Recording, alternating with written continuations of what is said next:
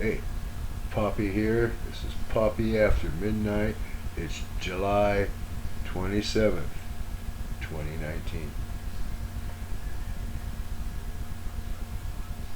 Yesterday, it was in the afternoon. Poncho, our trans species pet, is a kitty cat stuck in the body of a Chewini. Coming from outside, I heard a scream from Christie's room. In his mouth was fresh, warm, flexible, dead mouse. Remember I said he's trans-species?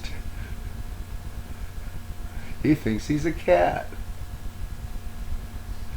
Well, we can't afford the psychiatric help and he keeps on catching mice.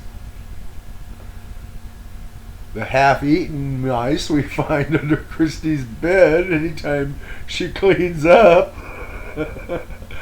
Proof to that. And when he comes trotting in with fresh, warm, flexible,